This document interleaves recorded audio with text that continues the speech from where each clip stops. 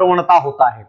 अगर मान लीजिए इस तरीके से यहाँ की दाब प्रवणता मान लीजिए 900 है और यहाँ की दाब प्रवणता 850 है, तो आप देखिए पवन हमेशा उच्च वायुदाब से निम्न वायुदाब की ओर प्रवाहित होती है। तो जो इनके बीच का जो अंतर है, वो जो ये ढाल आपको दिखाई दे रहा है, वो दाब प्रवणता है और दाब प्रवणता के कारण ही क्या चलती है, पवनें चलती हैं। और आप सोचिए अगर मान लीजिए यहाँ का दाब प्रवणता 850 है, ठीक है, और यहाँ का वायुदाब मान लीजिए 700 है, तो देखिए इन दोनों में डिफरेंस अपेक्षाकृत ज्यादा है, तो दाब प्रवणता ज्यादा होगी तो पवनों की सीधे तौर पर गति भी अधिक होगी। तो बहुत इंपॉर्टेंट आपके इसका राइट आंसर जो होगा वो 1 नंबर राइट आंसर होगा, अधिक होगी। तो ये इंपॉर्टेंट क्वेश्चन आपके स्क्रीन पर था जिसको आप देख रहे थे, बहुत इंपॉर्टेंट प्रश्न था। यहां इसका राइट आंसर हो जाएगा अधिक होती है। तो पहला ऑप्शन राइट है, जितनी दाब प्रवणता बढ़ेगी उतनी ही पवनों की गति भी अधिक होगी। तो ये आपको ध्यान में रखना है, जितनी दाब प्रवणता कम होगी साथियों उतनी ही पवनों की गति भी धीमी होगी। नेक्स्ट क्वेश्चन आपके स्क्रीन पर 2 नंबर प्रश्न देखिए। आज हमने आप लोगों की सुविधा के लिए बिल्कुल आपको प्रश्न बहुत स्पष्ट दिखाई दे रहा होगा। दूसरे क्वेश्चन की ओर आगे कदम बढ़ाते हैं। निम्न में से कौन सा कारक फैक्टर पवनों की गति, आप देखिए स्पीड और डायरेक्शन, दिशा को प्रभावित नहीं करता है, ठीक है, यानी पवनों की गति और दिशा को कौन सा फैक्टर प्रभावित नहीं करता है। साथियों पहला ऑप्शन आपके स्क्रीन पर है दाब प्रवणता, दूसरा कोरिलिश बल, तीसरा धरातलीय स्वरूप और चौथा देशांतरीय स्थिति। तो बहुत इंपॉर्टेंट है, अभी थोड़ी देर पहले ही मैं कह रहा था कि दाब प्रवणता के कारण ही पवनें प्रभावित होती है, तो ये तो बिल्कुल प्रभावित करेगा। दूसरा कोरिलिश बल, और कोरिलिश बल के कारण ही पवनें अपनी दिशा परावर्तित करते हैं। आपको पता है उत्तरी गोलार्ध में पवनें अपनी दिशा के दाहिनी ओर और दक्षिणी गोलार्ध में अपनी दिशा के बाईं ओर क्या हो जाती है, मुड़ जाती है। तो ये आपको ध्यान में रखना है, सीधे तौर पर यह भी प्रभावित करेगा। धरातलीय स्वरूप, साथियों घर्षण होता है, जब पवनें चलेंगी तो आप देखिए कोई अवरोध आएगा, और अवरोध धरातलीय का मतलब हम ये कह रहे हैं उच्चावच की स्थिति है, और उच्चावच तो सीधे तौर पर क्या करेगा, पवनों की दिशा को प्रभावित करेगा। लेकिन देशांतरी स्थिति पवनों की गति और पवनों की दिशा को प्रभावित नहीं करती है। राइट आंसर होगा 4 नंबर। बहुत अच्छा प्रश्न हम लोग लेकर आए हैं। नेक्स्ट प्रश्न आपके टीवी स्क्रीन पर ये देखिए, यहां पर 3 नंबर क्वेश्चन, अंतर उष्णीय मिलन कटिबंध यानी ITCZ। विद्यार्थियों कई बार परीक्षा में सीधे तौर पर इसका फुल फॉर्म पूछ लिया जाता है कि ITCZ क्या होता है, तो मैं आपकी इसकी फुल फॉर्म बता देता हूं। इसका फुल फॉर्म होगा इंटर ट्रॉपिकल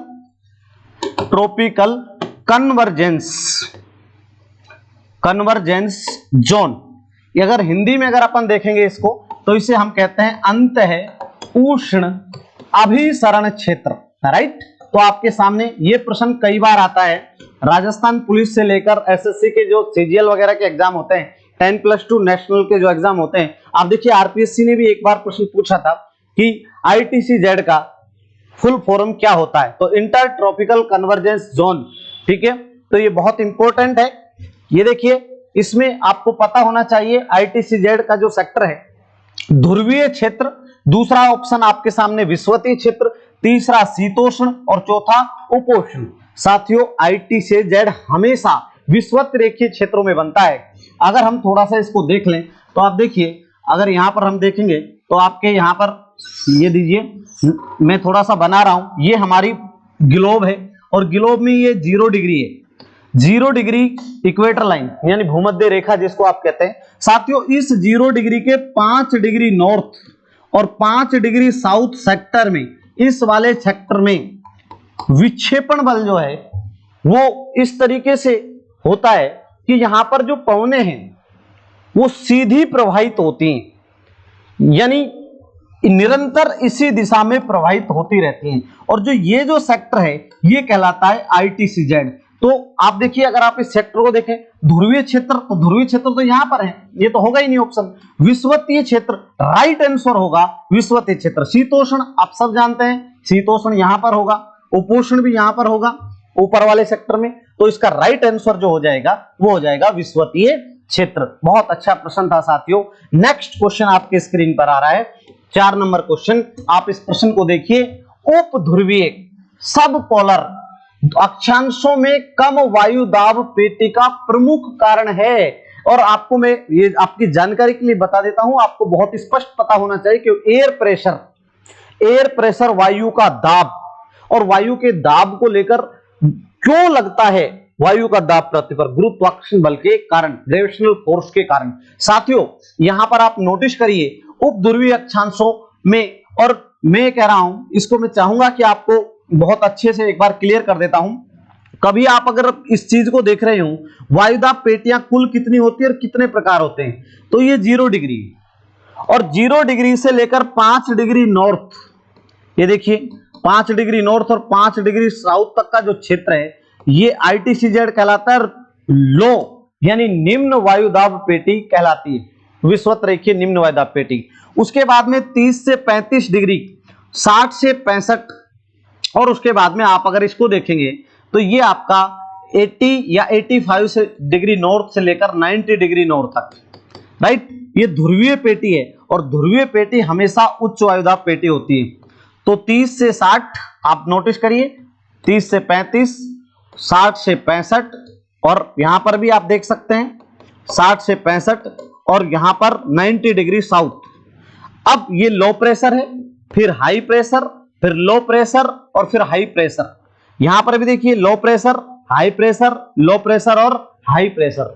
आपको हमेशा ध्यान में रखना है कि अगर हम इन पेटियों को देखेंगे, मैं भी थोड़ी देर में इसका विस्तृत चित्र आपके सामने ला रहा हूं, हमेशा ध्यान रखिए वो इस सेक्टर की बात कर रहा है, यानी उपध्रुवीय अक्षांशों का मतलब जो कहना चाह रहा है वो 60 से 65 डिग्री नॉर्थ या फिर 60 से 65 डिग्री साउथ अक्षांशों की बात कर रहा है। और उनमें वो कह रहा है कि वहां पर कम वायु दाब का प्रमुख कारण क्या है। तो साथियों वहां पर शीतकालीन होता है, और आप सब जानते हैं दाब और ताप में विपरीत संबंध पाया जाता है। तो इसमें उच्च तापमान ये कारण तो बिल्कुल गलत होगा, कम तापमान ये भी कारण गलत है, जेट धारा ये तो बिल्कुल ही गलत है, और इस यहां होगा पृथ्वी का घूर्णन। 7 वायुदाब पेटियां होती है, ध्यान से सुन लीजिएगा। 7 वायुदाब पेटियां साथियों, 7 वायुदाब पेटी में से 3 ताप जनित होती हैं और 4 गति जन्य होती हैं। अब ताप जनित कौन सी होंगी तो आपको पता होना चाहिए। ताप जनित विषुवत रेखीय निम्न वायुदाब पेटी और दोनों ध्रुवीय उच्च वायुदाब पेटी, उत्तरी ध्रुवीय उच्च वायुदाब पेटी, दक्षिणी ध्रुवीय उच्च वायुदाब पेटी, ये 3 जो पेटियां हैं ये तापमान जनित है, यानी तापमान कहीं ज्यादा होगा और तो वायुदाब कम होगा, और ध्रुवों पर तापमान कम है तो वायुदाब ज्यादा है। इसलिए आपसे जनरली क्वेश्चन पूछा जाता है, कई बार बहुत बार प्रश्न आता है और बच्चे भ्रमित होते हैं। एक बात हमेशा ध्यान रखिए, ताप और दाब में विलोमानुपाती संबंध पाया जाता है, लेकिन यह बात सिर्फ लागू होती है तो धरातल पर होती है, ठीक है। यह आपको ध्यान रखना है, उच्चावच आपका धरातल ही होना चाहिए। इसके साथ साथ साथियों यह भी महत्वपूर्ण कारण है, यही कारण है कि ध्रुवों पर निम्न तापमान के कारण उच्च वायुदाब पाया जाता है। सबसे ज्यादा उच्च वायुदाब यदि कहीं होता है तो वो ध्रुवों पर होता है, और सबसे कम यदि वायुदाब होता है तो वो विषुवत रेखा पर होता है। नेक्स्ट क्वेश्चन आपके स्क्रीन पर आ रहा है। नेक्स्ट क्वेश्चन 5 नंबर, ये देखिए 5वां क्वेश्चन, उत्तरी गोलार्ध में ध्रुवीय पवनों की दिशा होती है। ये बहुत अच्छा प्रश्न है जो आपके सामने 30 से 35 डिग्री साउथ। दोनों ही अक्षांश क्षेत्र जो है वो अश्वक्षांश कहलाते हैं। क्लियर हो जाना चाहिए, ये दोनों अश्वक्षांश पेटी कहलाती है। उसके बाद आपका ये 60 से 65 डिग्री नॉर्थ और ये 90 डिग्री नॉर्थ पोल, और ये 90 डिग्री साउथ पोल दक्षिणी ध्रुव, और 60 से 65 डिग्री यहां पर आपको ध्यान रखना है साउथ। विद्यार्थियों वैसे तो पवन हमेशा उच्च वायुदाब से निम्न वायुदाब की ओर चलती है। अगर आप इसको थोड़ा सा देख लें तो पवन यहां पर विषुवत रेखीय निम्न वायुदाब पेटी, उत्तरी, यहां पर ध्यान से देखिए, उत्तरी शीतोष्ण उच्च वायुदाब पेटी जिसे आप उपोष्ण कह सकते हैं, और यहां पर उपध्रुवीय निम्न वायुदाब पेटी, और यहां पर यहां देखिए आप ये जो पेटी आप देख रहे हैं ध्रुवों पर, ये हाई प्रेशर बेल्ट है। नीचे भी आप देखिए ये भी हाई प्रेशर बेल्ट है। तो इसके याद करने का एक बहुत महत्वपूर्ण और बहुत इंपॉर्टेंट तरीका है लो हाई लो हाई। तो लो हाई अपने ट्रैक्टर होता है उसमें गियर होता है लो हाई। और अब पवन कैसे चल रही है, हमेशा उच्च वायुदाब से निम्न वायुदाब। पवन को ऐसे चलना चाहिए, यहां पर ऐसे और ऊपर से ऐसे। विद्यार्थियों यहां जो पवन चलेगी वो चलेगी व्यापारिक, यहां जो पवन चलेगी वो चलेगी पछुआ, और यहां जो पवन चलेगी वो ध्रुवीय। ठीक वैसी कंडीशन साउथ में होगी, व्यापारिक, फिर यहां पर पछुआ और यहां पर ध्रुवीय।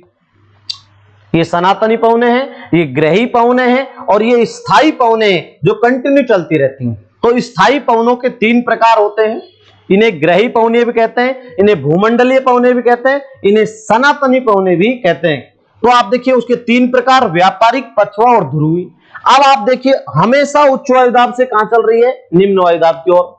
लेकिन पवन इस वाले गोलार्ध में जब ऐसे चलेगी, ऐसे आ रही है, तो उत्तरी गोलार्ध में अपने दिशा के कहां जाएगी, दाईं ओर घूम जाती है।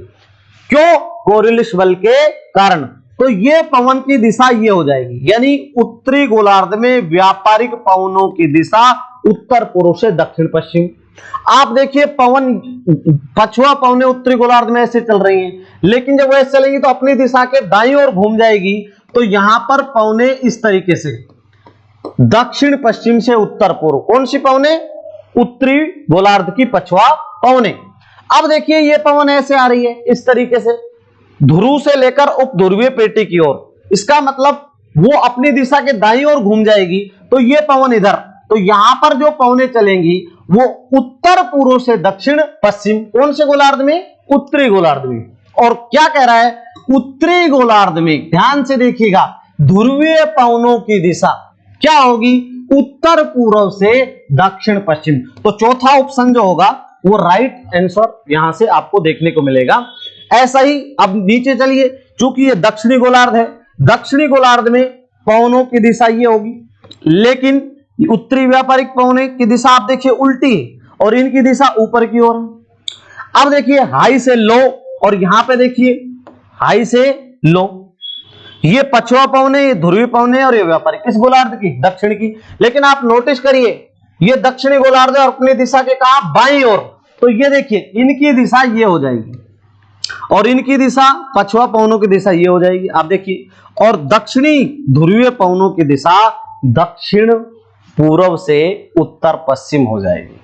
आप नोटिस करिए। तो इसका राइट आंसर जो होगा ये होगा।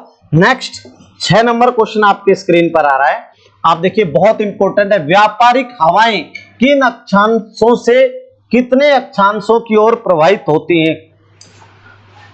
गुड इवनिंग सर, बहुत ही अच्छी क्लास।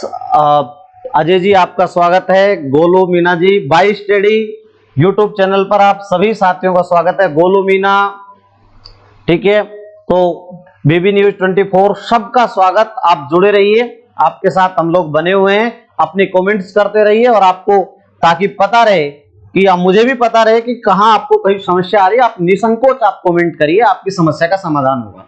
नेक्स्ट क्वेश्चन देखिए, व्यापारिक हवाएं किन अक्षांशों से कितने अक्षांशों की ओर प्रवाहित होती है।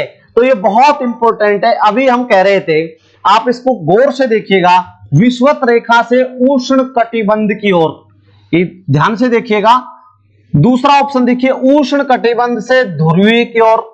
तीसरा ऑप्शन है अश्व अक्षांश से विषुवत रेखा की ओर, और चौथा ऑप्शन है ऑल ऑफ द अबव, उपर्युक्त सभी। साथियों इस प्रश्न को हल करने के लिए भी हमें यहां पर थोड़ा सा ध्यान देना होगा। अगर हम ये मान लें तो ये हमारी 0 डिग्री है, और 0 डिग्री को हम लोगों ने नाम दे दिया विषुवत रेखा, और यहां पर ये हमारा 30 डिग्री से 35 डिग्री, और नीचे भी 30 से 35, और आप सब जानते हैं इसे हम लोग, ये साउथ है और ये नॉर्थ है। इस 30 से 35 डिग्री अक्षांशों का जो क्षेत्र है वो अश्व अक्षांश कहलाता है। राइट, ये बात तो क्लियर है ना आपको।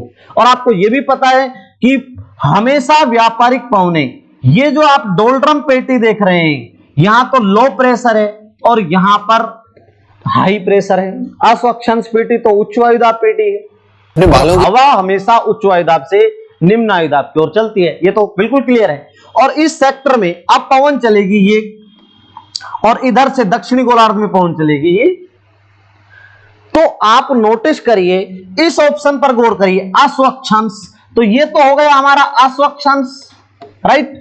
और विषुवत रेखा हमारी हो गई ITCZ का सेक्टर 0 डिग्री की ओर। तो अस्वक्षांश से विषुवत रेखा की ओर, और थोड़ी देर पहले ही मैं बता रहा था कि यहां पर इस सेक्टर में जो पवनें चलेंगी दोनों गोलार्धों में अस्वक्षांश से विषुवत रेखा की ओर, वो क्या कहलाती है? वो व्यापारिक हवाएं कहलाती है। तो राइट आंसर जो होगा वो आपका तीसरा जो है, अस्वक्षांश से विषुवत रेखा की ओर। नेक्स्ट क्वेश्चन आपके स्क्रीन पर आ रहा है, 7वां नंबर। बहुत अच्छा प्रश्न, जो अभी मैं थोड़ी देर पहले ही कह रहा था, व्यापारिक हवाएं होती हैं, ट्रेड विंड्स की जो नेचर है वो कैसी होती है साथियों? तो बहुत अच्छा प्रश्न। पहला नियमित व स्थिर, दूसरा ऑप्शन अनियमित, तीसरा अंशतः नियमित, नन ऑफ द अबव, उपर्युक्त में से कोई नहीं। तो बहुत अच्छा प्रश्न, और ऐसे प्रश्न जनरली आपको थोड़ा सा प्रभावित करते हैं, ठीक है। सुनील यादव जी राम राम। और आप देखिए, आपकी जो भी समस्या है आप रखिए, बहुत अच्छा आप लोग क्लास को देख रहे हैं, और आप नोटिस करिए, बहुत अच्छा क्वेश्चन आपके स्क्रीन पर है। व्यापारिक हवाएं होती हैं साथियों, अभी मैं थोड़ी देर पहले कह रहा था, पवनों को अगर हम थोड़ा सा डिवाइडेशन कर दें तो पवनें 3 प्रकार की होती है सामान्यतः। पहला सनातनी पवनें, या इसको ही हम ग्रही पवनें कहते हैं। दूसरा, यहां पर हम देखिए, हमने कहा था अस्थायी पवनें, और तीसरा स्थानीय पवनें, लोकल विंड्स।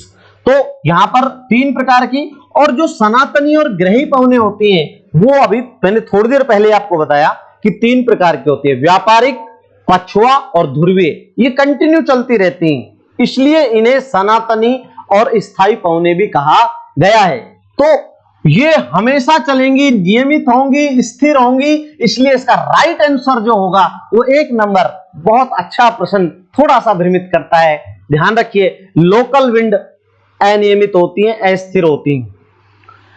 जो समसामयिक पवनें होती हैं, जो मौसमी पवनें होती हैं, जो मानसूनी पवनें होती हैं, वो मौसम के अनुसार, ऋतुओं के अनुसार अपनी दिशा को क्या कर लेती हैं? परावर्तित कर लेती हैं। परंतु ध्यान रखिए, सनातनी पवनें, ग्रही पवनें, भूमंडलीय पवनें कभी भी अपनी दिशा परिवर्तित नहीं करती हैं, कंटिन्यू फ्लोइंग होता है, ठीक है। तो इसका राइट आंसर जो है वो 1 नंबर हो जाएगा। नेक्स्ट क्वेश्चन 8वां आपके स्क्रीन पर साथियों, किस स्थानीय पवन को डॉग्डर पवने कहा जाता है? ठीक है, आप सोचिए, डॉग्डर तो स्वास्थ्य को सही करता है, ठीक है। तो बहुत अच्छा लग रहा है, आप लोग क्लास को शेयर कर दीजिए ज्यादा से ज्यादा।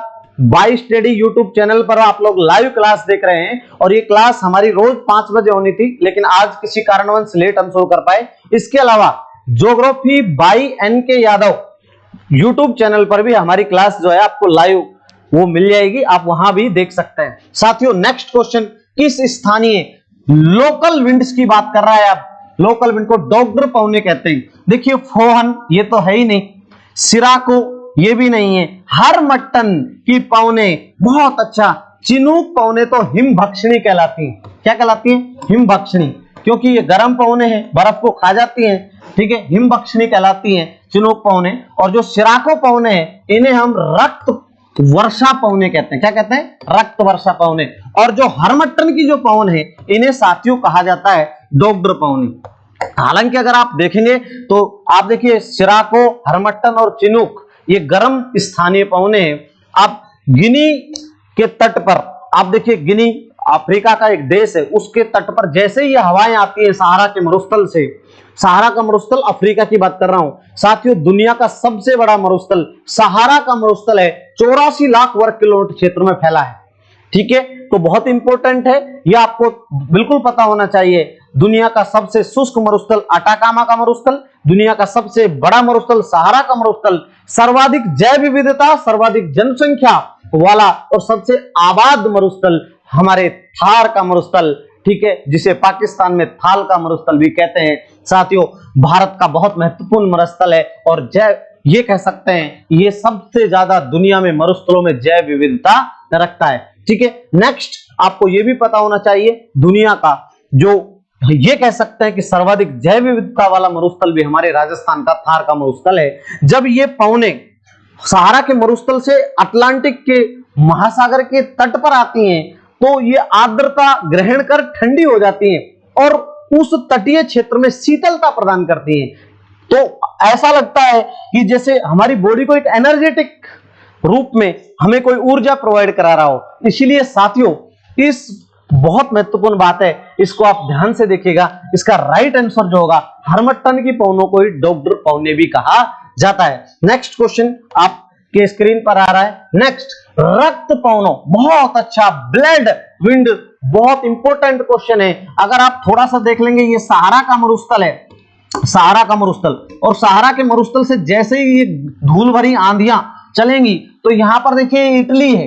इटली आप सब जानते हैं। यहां पर ये देखिए इटली, साथियों इटली की इस वाले यहां पर एड्रियाटिक तट है और एड्रियाटिक तट पर जब ये पवनें जाती हैं तो यहां से धूल भरी आंधी है, जब वहां ऊपर से बारिश होती है तो वो जो बारिश के साथ में मिट्टी का संयोजन होता है, ऐसा लग रहा है ऊपर से रक्त नीचे आ रहा हो, उसके साथ में उसकी जो कलर है वो इस तरीके से महसूस होता है कि जैसे रक्त ऊपर से रक्त के रूप में वर्षा हो रही हो। तो यहां पर आपको ध्यान रखना है सिमुम, ये तो बिल्कुल गलत ऑप्शन, ये नहीं होगा। सिराको पवने, गिबली और लवेस, हालांकि गिबली और लवेस पवने जो हैं वो भी सहारा के मरुस्थल से उठती हैं और सिमुम भी वहीं से उठती हैं, परंतु सिराको जो है इसका राइट आंसर होगा सिराको पवने एड्रियाटिक तट पर, इटली के इधर साइड में जब आप देखेंगे तो वहां पर जाकर क्या करती हैं, रक्त वर्षा करती हैं। तो साथियों ये बहुत इंपॉर्टेंट है। इसका राइट आंसर जो हो जाएगा वो क्या हो जाएगा, यहां पर देखिए गिबली सिराको पवने, तो तीसरा ऑप्शन जो है वो आपका सही हो जाएगा। नेक्स्ट, दक्षिणी गोलार्ध में प्रति व्यापारिक पवनों की दिशा होती है एंटी, ठीक है, ट्रेड विंड्स की डायरेक्शंस जो है वो दक्षिणी गोलार्ध में क्या होती है। बहुत इंपॉर्टेंट प्रश्न है और ये प्रश्न इसलिए भी महत्वपूर्ण हो जाता है कि ये थोड़ा सा हमें भ्रमित करता है। यहां व्यापारिक की बात नहीं कर रहा है, यहां पर प्रति व्यापारिक, और साथियों प्रति व्यापारिक का मतलब क्या होता है, प्रति व्यापारिक का मतलब होता है उल्टा। अगर आप इसको देखेंगे, मान लीजिए ये हमारी ग्लोब है और ये 0 डिग्री है, भूमध्य रेखा, यहां पर देखिए EITCZ है, यहां पर 30 से 35 डिग्री अक्षांश साउथ है। दक्षिणी गोलार्ध में ये जो पवन चल रही है ये पवने है दक्षिणी व्यापारिक पवने, ये तो आपको बिल्कुल क्लियर पता है, मैंने आपसे चर्चा भी कर ली इस संबंध में। तो साथियों इसमें अगर हम दिशा देखेंगे, मान लीजिए जब भी आपको दिशा की बात आए तो आप इस तरीके से देखिए, नॉर्थ, साउथ, ईस्ट और वेस्ट। दक्षिणी गोलार्ध में व्यापारिक पवनों की दिशा देखिए, दक्षिण पूर्व से उत्तर पश्चिम होती है, राइट, यही होती है दक्षिणी गोलार्ध में। व्यापारिक की बात कर रहा हूं, लेकिन उसने पूछा प्रति व्यापारिक है तो इसका ठीक उल्टा कर दीजिए, यानी इसका उत्तर होगा उत्तर पश्चिम से दक्षिण पूर्व, और उत्तर पश्चिम से दक्षिण पूर्व एक ही ऑप्शन आपको नजर आ रहा है। आप देखिए दूसरे नंबर का, तो इसका राइट जो आंसर होगा साथियों वो कौन सा होगा, उत्तर पश्चिम से दक्षिण पूर्व। ठीक है, नेक्स्ट क्वेश्चन बहुत अच्छा प्रश्न है, उलझाने वाला प्रश्न है। नेक्स्ट प्रश्न आपके स्क्रीन पर आ रहा है, समुद्री समीर प्रवाहित होती है, ठीक है, तो ये जो पवने हैं वो समसामयिक पवने हैं, ठीक है, जलीय समीर, थलीय समीर, घाटीय समीर, पर्वतीय समीर। तो इनको याद करने का तरीका आप देखिए, समुद्री समीर के बारे में रात के समय, दिन के समय, दिन व रात दोनों के समय, और चौथा ऑप्शन है मौसमी। तो देखिए इसमें पर्टिकुलर हमें टाइम पीरियड बताना है, तो ऐसे प्रश्नों को हल करने के लिए हमें क्या करना है, 2 बॉक्स बना लीजिए इस तरीके से, एक हमारा ये समुद्र है और दूसरा हमारा यहां पर स्थल है। ध्यान रखिए यहां पर स्थिति दिन की है साथियों और यहां पर स्थिति रात की है, राइट। आप सब जानते हैं ताप और दाब में विपरीत संबंध पाया जाता है और हवा हमेशा उच्च वायुदाब से निम्न वायुदाब। तो देखिए दिन की सिचुएशन ले लेते हैं, रेत जल्दी गर्म होता है और जल्दी ठंडा होता है, इसलिए सदैव स्थल पर, यहां पर आप थोड़ा सा अगर आप इसको देखेंगे तो स्थल पर आप देखिए, यहां पर दिन की बात कर रहा हूं मैं, डे में यहां पर हाई टेम्परेचर होगा और यहां पर लो टेम्परेचर है अपेक्षाकृत रूप से। साथियों ध्यान रखना, जब यहां पर है तो यहां पर हाई प्रेशर है तो यहां पर क्या हो जाएगा, अगर आप इसको थोड़ा सा देखेंगे, इस वाले क्षेत्र को, हाई टेम्परेचर है तो यहां पर क्या हो जाएगा, लो प्रेशर। ध्यान रखिए क्या हो जाएगा, लो प्रेशर हो जाएगा। ठीक, यहां पर देखिए लो टेम्परेचर है तो यहां पर क्या हो जाएगा, हाई प्रेशर। और हवा तो हाई प्रेशर से किधर जाती है, लो प्रेशर की ओर जाती है। तो दिन में जो पवनें चलेंगी वो कौन सी चलेंगी, समुद्री समीर। कौन सी चलेंगी, समुद्री समीर। रात को देखिए रेत जल्दी ठंडा होता है और जल धीरे धीरे ठंडा होता है, इसलिए रेत शाम को जल्दी ठंडा हो जाएगा। तो यहां पर क्या हो जाएगा, यहां पर लो टेम्परेचर और हाई प्रेशर। यहां पर क्या होगा, रात में भी लेट तक टेम्परेचर ज्यादा होगा। कभी आप कभी कुंडे में हाथ डाल के देखिए, गर्म मिलता है पानी। अगर आप हाथ डालेंगे पानी गर्म मिलेगा कुंडे का। तो यहां पर हाई टेम्परेचर है तो लो प्रेशर। अब रात को पवनें कहां चलेंगी, स्थल से समुद्र की ओर। तो अगर पूछता स्थलीय समीर तो रात के समय हो जाती, लेकिन उसने तो पूछा है समुद्री समीर, तो किसके समय चलेंगी, दिन के समय। बहुत अच्छा प्रश्न है, दिन के समय चलती हैं पवनें कौन सी, समुद्री समीर। ठीक है, तो इंपॉर्टेंट प्रश्न है और बहुत महत्वपूर्ण प्रश्न है साथियों। तो दिन के समय चलने वाली समीर जो है समुद्री समीर कहलाती है। आपको बिल्कुल क्लियर होना चाहिए। ताप और दाब में विपरीत संबंध पाया जाता है। रेत जल्दी गर्म होता है, जल्दी ठंडा होता है। जल धीरे धीरे गर्म होता है तो जल धीरे धीरे ही ठंडा होता है। तो बहुत इंपॉर्टेंट है, ये प्रश्न बहुत अच्छा था। नेक्स्ट प्रश्न आपके स्क्रीन पर आ रहा है, डोल ड्रम क्या है। ठीक है, तो ये डोल ड्रम की बात कर रहा है कि डोल ड्रम क्या है। तो अभी थोड़ी देर पहले मैं कह रहा था ITCZ ऑब्लिक, इसे हम डोल ड्रम पेटी भी कहते हैं और इसी को हम शांत पेटी भी कहते हैं। यानी अगर आप देखेंगे तो 0 डिग्री जो हमारी भूमध्य रेखा है, इससे 5 डिग्री नॉर्थ और 5 डिग्री साउथ तक का जो ये सेक्टर विद्यार्थियों आपको दिखाई दे रहा है, यह है पेटी कहलाती है, डोल ड्रम पेटी। और इसमें कारण है, पवन निरंतर एक ही दिशा में प्रवाहित होती है, इसलिए यहां पर इसी सेक्टर को शांत पेटी कहा जाता है। यानी चक्रवातीय दशाएं नहीं पाई जाती, शांत और स्थिर और मंद पवन का क्या पाया जाता है, प्रवाह पाया जाता है। स्थिर का मतलब मेरा एक दिशा से है, यहां पर ध्यान रखिएगा, स्थिर का मतलब ऐसा नहीं है। तो वो क्या है, तो देखिए उपोष्ण कटिबंधीय पवन पट्टी बिल्कुल गलत है, उष्ण कटिबंधीय पवन निक्षेपण पट्टी गलत। ठीक है, नेक्स्ट उष्ण कटिबंधीय पवन पट्टी बिल्कुल, ये जो है इसका राइट आंसर होगा। साथियों ध्रुवों पर तो है ही नहीं, आप देखिए, तो इसका जो राइट आंसर है, ठीक है, वो आप देख रहे होंगे, इसका राइट आंसर जो आएगा वो तीसरा जो है वो सही हो जाएगा। नेक्स्ट क्वेश्चन, चौथे नंबर का जो ऑप्शन है ये तो बिल्कुल गलत है, तो तीसरा जो है वो सही है। नेक्स्ट प्रश्न आपके स्क्रीन पर आ रहा है, दक्षिण पूर्वी व्यापारिक हवाएं, ये बहुत इंपॉर्टेंट क्वेश्चन है। बारिश के मौसम में भारतीय उपमहाद्वीप से किसके कारण आमंत्रित होती हैं। ठीक है, बहुत इंपॉर्टेंट है सर, ये क्वेश्चन एसएससी में आया हुआ प्रश्न है, इसको हमने रखा है। ठीक है, एसएससी सीजीएल का प्रश्न है जो आपके स्क्रीन पर आप देख रहे हैं, तो इसको थोड़ा सा समझने का प्रयास करिए। उत्तरी व्यापारिक का मतलब समझिए, उत्तरी व्यापारिक का मतलब है पवन का जो ऊपर से जो पवन का प्रवाह आ रहा है उसको देख रहे हैं। और इसमें अगर देखें उत्तर पूर्वी व्यापारिक हवाओं के प्रभाव से, तो ये तो बिल्कुल गलत है। ठीक है, यहां पर अगर आप थोड़ा सा इसको देखें कि दक्षिण पूर्वी व्यापारिक हवाएं, तो दक्षिण पूर्वी व्यापारिक हवाओं को देखिए, दक्षिण पूर्वी, उधर से नीचे से पवन का प्रवाह आ रहा है, और पूर्वी हवाओं के प्रभाव से, ये भी गलत है। उत्तर पश्चिम भारत में कम वायु दाब के कारण पवन सीधी हिंट करती है वहां पर। ठीक है, तो भूमध्य रेखा पर चक्रवात बनने, ये तो बनता ही नहीं है सर, भूमध्य रेखा पर कभी चक्रवात नहीं बनते हैं, वहां तो संवहनीय वर्षा होती है, पवन सीधी ऊपर उठती है। भाप, जब कण से ऊष्मा हीटिंग दूसरे कण को मिलता है तो वहां पर संवहन की क्रिया होती है। ठीक है, तो इसका जो राइट आंसर होगा वो तीसरा होगा, उत्तर पश्चिम भारत में कम वायु दाब के कारण। बहुत अच्छा प्रश्न था, बहुत थोड़ा सा टिपिकल प्रश्न जरूर है। यहां पर देखिए नेक्स्ट क्वेश्चन आपके स्क्रीन पर आ रहा है साथियों, अगर आप इस प्रश्न को देखेंगे तो वो देखिए यहां पर वायु दाब सबसे कम होता है, तो वायु दाब सबसे कम होता है। बहुत अच्छा प्रश्न, बसंत ऋतु में, शीत ऋतु में, शरद ऋतु में और ग्रीष्म ऋतु में। साथियों थोड़ी देर पहले मैं कह रहा था कि ताप और दाब में विपरीत संबंध पाया जाता है, ये बात तो सही है, बिल्कुल फैक्ट है। अब मान लीजिए ग्रीष्म ऋतु है तो इसमें तापमान क्या होगा, ज्यादा होगा, और जब तापमान ज्यादा होगा तो वायु दाब क्या हो जाएगा, वायु दाब कैसा हो जाएगा, कम हो जाएगा, राइट।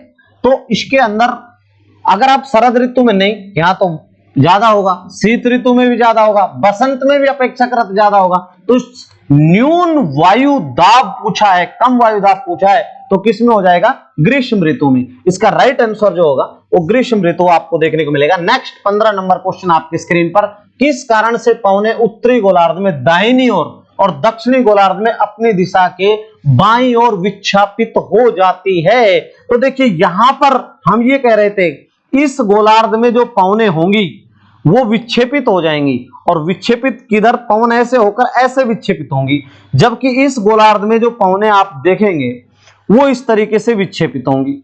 यानी इस गोलार्ध में अगर आप पवनों की स्थिति को अगर आप देखेंगे तो इस गोलार्ध में तो वह अपनी दिशा के बाईं ओर और उत्तरी गोलार्ध में अपनी दिशा के दाईं ओर। मैंने इसको डायरेक्टली यूं मान के चलिए कि इस गोलार्ध में इस तरीके से और इस गोलार्ध में इस तरीके से। आपको तो एक और मैंने कहा था कोरियोलिस बल पैदा होता है, और कोरियोलिस बल के कारण ही क्या होता है, ये पवनों में विक्षेपण पैदा होता है, विक्षेपण।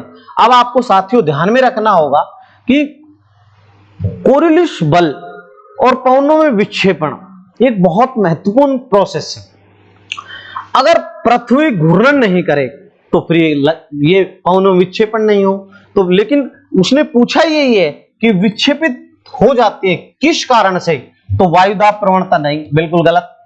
पृथ्वी का असमान तापमान न, पृथ्वी की घूर्णन गति के कारण, और चौथा ऑप्शन दिया पृथ्वी के परिक्रमण। देखिए परिक्रमण, ये जो आप शब्द देख रहे हैं परिक्रमण शब्द का मतलब यहां जो दिया गया है विद्यार्थियों वो रिवोल्यूशन है, रोटेशन नहीं। रोटेशन के कारण होता है, घूर्णन के कारण होता है, ठीक है। तो इसे कहते हैं घूर्णन का ही हम एक शब्द परिभ्रमण कहते हैं, ध्यान रखिएगा आप लोग। तो इसका राइट आंसर जो होगा वो पृथ्वी की घूर्णन गति के कारण। नेक्स्ट क्वेश्चन की ओर बढ़ रहे हैं अपन, ठीक है। नेक्स्ट क्वेश्चन, भूमध्य रेखा पर भू घूर्णन देखिए का वेग सर्वाधिक होता है जिससे यहां अपकेंद्रीय बल होता है। साथियों बहुत इंपॉर्टेंट प्रश्न है, अपकेंद्रीय बल। अपकेंद्रीय बल, अभिकेंद्रीय अंदर की ओर लगने वाला बल, अपकेंद्रीय बल बाहर की ओर लगने वाला बल। तो साथियों अगर हम इसको थोड़ा सा देख लें तो आप देखिए भूमध्य रेखा पर सर्वाधिक उभार पाया जाता है, और उभार जब पाया जाता है और पृथ्वी का जब घूर्णन होता है तो सबसे ज्यादा अपकेंद्रीय बल यदि कहीं लगता है तो वो भूमध्य रेखा पर लगता है। इसलिए उसने कहा कि भूमध्य रेखा पर अपकेंद्रीय बल कैसा होगा, सर्वाधिक। तो ये तो ऑप्शन गलत है, न्यूनतम समान है समान। इसका राइट आंसर जो होगा वो सर्वाधिक होगा। बहुत इंपॉर्टेंट प्रश्न था, अच्छा प्रश्न था। नेक्स्ट क्वेश्चन आपके स्क्रीन पर आ रहा है, पवनों का मौसमी उत्क्रमण किसका प्रारूपी अभिलक्षण है। ठीक है, ये तो बहुत अच्छा स्टेटमेंट भी है भूगोलवेत्ता का कि पवनों का उत्क्रमण, उत्क्रमण का मतलब समझिए आप लोग। उत्क्रमण का मतलब होता है कि पवनों की दिशा में परिवर्तन, और पवनों की दिशा में परिवर्तन से तात्पर्य साथियों, पवनों की दिशा में परिवर्तन से तात्पर्य यह है कि यदि आप ये मान के चलिए थोड़ी देर के लिए सीधे तौर पर कि यदि हम ये सोच लें कि ऋतुओं के अनुसार यदि पवनों की दिशा बदल जाती है तो वही उत्क्रमण है। अकॉर्डिंग टू सीजन पवन अपना डायरेक्शन चेंज कर लेती है, तो वो जो है वो मौसमी उत्क्रमण। भूमध्य सागरीय जलवायु बिल्कुल गलत, भूमध्य रेखीय जलवायु इसका कोई संबंध ही नहीं है, ध्रुवीय जलवायु बिल्कुल नहीं, मानसूनी जलवायु का ये प्रमुख अभिलक्षण है। और एनसीईआरटी में भी साफ लिखा है, कक्षा 9th में जलवायु एक चैप्टर है साथियों, वहां स्पष्ट लिखा है कि यहां पर आपने देखा होगा मानसूनी जलवायु की महत्वपूर्ण विशेषता यह है कि मौसमी उत्क्रमण होता है, इसलिए भारत की जलवायु मानसूनी जलवायु कहलाती है साथियों। ठीक है, बहुत अच्छा प्रश्न आपके स्क्रीन पर था, ये हमने इसका चूज किया था। नेक्स्ट क्वेश्चन देखिए, बैरोमेट्रिक ढाल किसे कहा जाता है, और बैरोमेट्रिक ढाल के कारण ही तो पवन चलती है साथियों। यहां पर आपके 4 ऑप्शन है, समताप रेखा को, वायुदाब रेखा को, दाब प्रवणता, ऑल ऑफ द अबव, उपर्युक्त सभी। तो देखिए समताप रेखा तो गलत है, समान ताप वाले स्थानों को मिलाने वाली रेखा समताप रेखा कहलाती है। वायुदाब एयर प्रेशर नो, दाब प्रवणता इसका राइट आंसर होगा। ध्यान रखिए ये जो आपका उत्तर है तीसरे नंबर का ऑप्शन वो सही होगा, वो बैरोमेट्रिक ढाल कहलाता है। नेक्स्ट 19 नंबर का क्वेश्चन आपके स्क्रीन पर है, विक्षेपण बल सर्वाधिक होता है। तो देखिए यहां पर हम थोड़ी देर पहले ही कह रहे थे कि सबसे ज्यादा विक्षेपण बल कहां पर होगा। बहुत इंपॉर्टेंट प्रश्न आपके स्क्रीन पर है साथियों, आप इस प्रश्न को देखिएगा, बहुत अच्छा लगेगा। अगर हम इस प्रश्न को देखेंगे तो आपको बहुत अच्छे से महसूस होगा कि विक्षेपण बल, कोरिलिश बल सर्वाधिक कहां होता है। ठीक है, तो यहां पर हमने कहा पर भूमध्य रेखा पर, मकर रेखा पर, कर्क रेखा पर और ध्रुवों पर। विक्षेपित बल सबसे ज्यादा साथियों अगर कहीं लगता है तो वो ध्रुवों पर लगता है। अगर आप ये स्थिति देख लें 0 डिग्री, और 0 डिग्री से आप देखिए कुछ इस तरीके का करते हैं, यहाँ 0% है और यहाँ पर 100% है। ठीक है, कोरिलिश बल जो है ये आप देख सकते हैं। अब केंद्रीय बल जब पूछे आपको थोड़ा सा ध्यान में रखना है साथियों, कोरिलिश बल सबसे ज्यादा कहां है, ध्रुवों पर। विक्षेपित बल सबसे ज्यादा कहां है, ध्रुवों पर। लेकिन ध्यान रखिएगा सबसे ज्यादा अपकेंद्रीय बल यदि कहीं लगता है तो वो भूमध्य रेखीय क्षेत्र में, भूमध्य रेखा पर। तो राइट आंसर जो हो जाएगा वो क्या हो जाएगा, चौथा ऑप्शन जो है ध्रुवों पर। नेक्स्ट क्वेश्चन 20 नंबर, निम्न में से किसे गरजती चालीसा कहा जाता है। आप सब जानते हैं गरजती चालीसा, प्रचंड पचासा और चीखती साठा। साथियों इस प्रश्न को हल करने के लिए थोड़ा सा अपने को यहां पर सोचना होगा, देखना होगा। ठीक है, तो बहुत सुषमा शर्मा कह रही है सर क्वेश्चन नंबर 17 समझ नहीं आया। तो देखिए प्रश्न 17 नंबर समझ में आपको नहीं आया तो प्रश्न 17 नंबर अभी आपको बता देते हैं, पहले इसको समझा देते हैं। चलिए पहले अपन चल लेते हैं 17 नंबर प्रश्न पर। तो 17 नंबर प्रश्न आपको कैसे समझ में नहीं आ रहा है वो देख लेते हैं थोड़ी देर के लिए। 17 नंबर प्रश्न आपका क्या था, ये था पवनों का, ये लीजिए 17 नंबर प्रश्न सुषमा जी कह रही है कि समझ में नहीं आया। तो देखिए पवनों का मौसमी उत्क्रमण, मतलब पवनों का, आप देखिए भारत में जब ग्रीष्म ऋतु रहती है तो आप देखिए ये हमारा भारत है तो पवन देखिए हिंद महासागर से पवनें आती हैं। जब भारत में शीत ऋतु हो जाती है तो पवन विपरीत वापस इसे लौटता हुआ मानसून, मानसून का आगमन और लौटता हुआ मानसून दोनों कहते हैं। आप देख लीजिएगा दोनों में आपको बहुत क्लियरली समझ में आ जाएगा साथियों, बहुत क्लियरली आपको समझ में आ जाएगा। दोनों चीजें अपने आप में बहुत महत्वपूर्ण है। तो इसका राइट आंसर मानसूनी, वे पवनें जो मानसून के हिसाब से अपनी दिशा को क्या कर लेती हैं, परावर्तित कर लेती हैं, उन्हें ही हम लोग मानसूनी पवनें कहते हैं। ठीक है, नेक्स्ट ये 20 क्वेश्चन आपके स्क्रीन पर है। तो इसको समझने के लिए आप देखिए, ये देखिए ये हमारा 0 डिग्री है भूमध्य रेखा और 30 से 35 डिग्री तक यहां पर हमारी लो प्रेशर बेल्ट है, यहां पर हाई प्रेशर बेल्ट है। उसके बाद में आप देखिए यहां पर 60 डिग्री तक ये जो पवनें चलती है इन्हें दक्षिणी गोलार्ध की क्या कहते हैं, पछुआ पवनें कहते हैं। 40 डिग्री, 50 डिग्री साउथ और 60 डिग्री साउथ, ध्यान से देखिएगा इन पर जो पछुआ पवनें चलती है बहुत तेजी के साथ चलती हैं, इसलिए 40 डिग्री पर गरजती चालीसा यानी दक्षिणी गोलार्ध की पछुआ पवनें, वो 40 डिग्री दक्षिणी अक्षांश पर गरजती चालीसा, 50 डिग्री पर प्रचंड पचासा और 60 डिग्री साउथ पर चीखती साठा कहलाती है। अब तो इसका राइट आंसर जो होगा, आप देखिए इसमें थोड़ा सा आपको लगेगा कि ये उत्तरी गोलार्ध में, तो ये तो है ही नहीं दक्षिणी गोलार्ध में। दूसरा दक्षिणी गोलार्ध में 40 डिग्री से 60 डिग्री दक्षिण के मध्य चलने वाली पवन, सर्दी में चलने वाली, गलत है। 40 से 60 डिग्री पूर्वी देशांतर, देशांतर का तो कोई रोल ही नहीं है साथियों, यहां पर तो हम अक्षांश की बात कर रहे हैं। तो दूसरा ऑप्शन जो है देखिए आप 40 से 60, 40 पर गरजती चालीसा, 50 पर प्रचंड पचासा और 60 पर चीखती साठा। अब आपके मन में यह भी तो प्रश्न उठना चाहिए कि ऐसा क्या कारण है कि यहां पर, ये बहुत इंपॉर्टेंट बात कर रहा हूं मैं, आपके मन में प्रश्न भी तो उठना चाहिए कि ऐसा क्या कारण है कि यहां पर जो ये पवन आप देख रहे हैं साथियों वो तेजी के साथ क्यों चले। तो मैं आपकी जानकारी के लिए बता देता हूं, उत्तरी गोलार्ध में जलीय भाग कम, स्थलीय भाग ज्यादा है।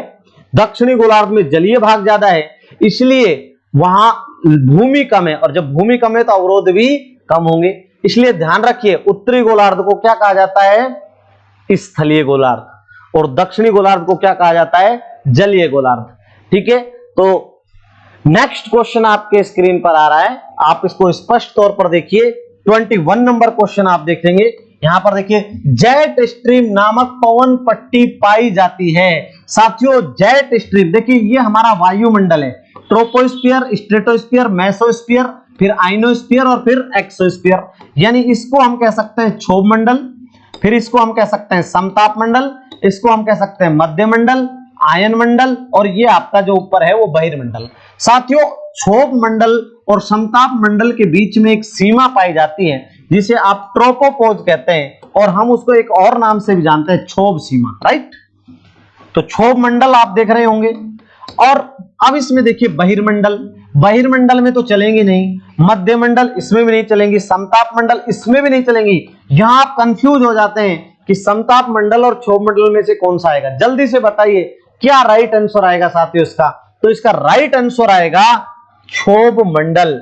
यानी ये देखिए धरातल से 8 से 12 किलोमीटर ऊपर, यानी क्षोभ मंडल के ऊपरी क्षेत्र में जो पवनें प्रवाहित होती हैं, तेजी के साथ में प्रवाहित होती हैं ऊपरी क्षेत्र में, उन्हें जेट स्ट्रीम पवनों के नाम से जाना जाता है। तो राइट आंसर जो होगा वो क्षोभ मंडल होगा। नेक्स्ट 22 नंबर क्वेश्चन आपके, संवहनीय वर्षा का मुख्य कारण है साथियों दुनिया में। देखिए आप इसको थोड़ा सा समझने का प्रयास करिए। व्यापारिक पवने, स्थानीय पवने, एक वे दोनों और ध्रुवीय पवने, ये बहुत इंपॉर्टेंट क्वेश्चन है। और ये प्रश्न जो है वो आरपीएससी एक बार आपसे पूछ चुकी है, बहुत अच्छा प्रश्न है। एक बार ये जो है आरपीएससी सेकंड ग्रेड के अंदर ये प्रश्न आया था, उस प्रश्न को मैंने रखा है साथियों, बहुत इंपॉर्टेंट प्रश्न है। तो देखिए संवहनीय वर्षा, क्योंकि संवहनीय वर्षा भूमध्य रेखा पर होती है, आप देखिए भूमध्य रेखा पर, और भूमध्य रेखा पर अक्षांश पेटी से जो पवनें आती हैं, ये देखिए इस तरीके से, और उत्तरी गोलार्ध में इस तरीके से, इस सेक्टर में जो पवनें आएंगी वो कौन सी आएंगी, व्यापारिक। तो इसका राइट आंसर जो होगा वो व्यापारिक पवने हो जाएगा। दुनिया में 3 प्रकार की वर्षा होती है, संवहनीय वर्षा, पर्वतीय वर्षा और चक्रवातीय वर्षा। विश्व में सबसे ज्यादा और भारत में सबसे ज्यादा जो बारिश होती है साथियों वो पर्वतीय वर्षा होती है। भूमध्य रेखीय क्षेत्र में जो सर्वाधिक जो वर्षा होती है वो संवहनीय वर्षा होती है, और उसका प्रमुख कारण व्यापारिक पवने तथा सूर्य ताप का अधिक होना है। ठीक है, तो बहुत इंपॉर्टेंट और अच्छा प्रश्न, राइट आंसर जो होगा वो व्यापारिक। नेक्स्ट क्वेश्चन, कौन सी ग्रह हवाएं ग्रहीय हवाएं नहीं होती। बहुत अच्छा प्रश्न आपके स्क्रीन पर है। मैंने थोड़ी देर पहले कहा था कि स्थानीय पवने जो होती हैं वो 2 प्रकार की होती हैं पवने, एक गर्म और एक ठंडी, राइट। दूसरी पवने जो होती है वो होती है समसामयिक, ये अस्थायी पवने होती हैं जो मौसम के अनुसार अपनी दिशा बदलती हैं, मौसम के अनुसार अपनी दिशा। तो इसलिए जैसे जलीय समीर, स्थलीय समीर, घाटीय समीर, ठीक है, पर्वतीय समीर, ये ध्यान रखिए।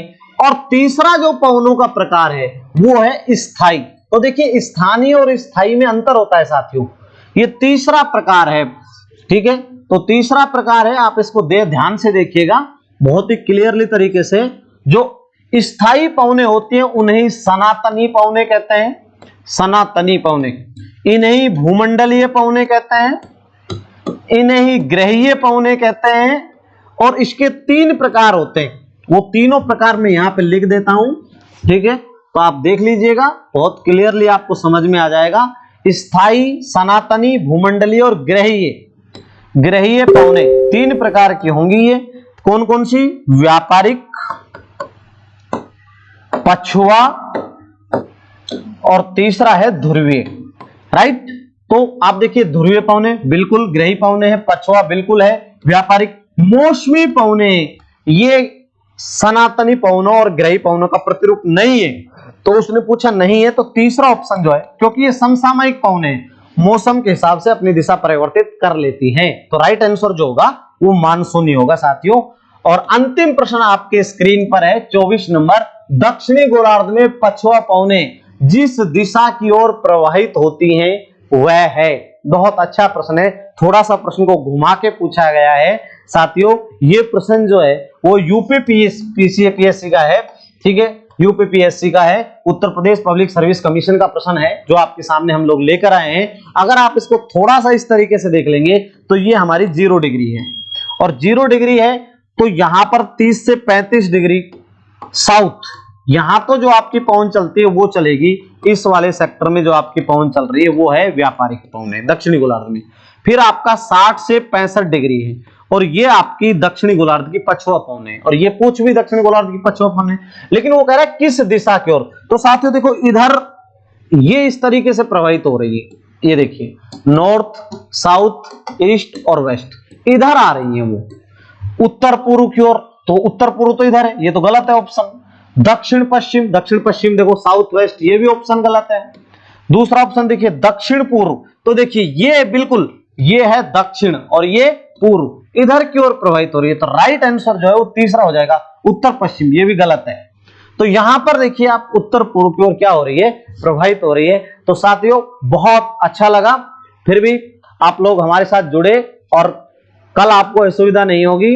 इन्हीं शब्दों के साथ आज के इस कक्षा कार्यक्रम को यहां समाप्त करते हैं। जय हिंद, जय भारत। और ये भी ध्यान रखिए हमारे चैनल को शेयर, सब्सक्राइब और लाइक करें अगर आपको पसंद आ रहा हो तो। ये class by study YouTube channel पर आपको निःशुल्क मिलती रहेगी, वहां से देख सकते हैं। इसके अलावा हमारे दूसरे channel geography by NK Yadav YouTube channel पर भी आप इसको देख सकते हैं। जय हिंद, जय भारत।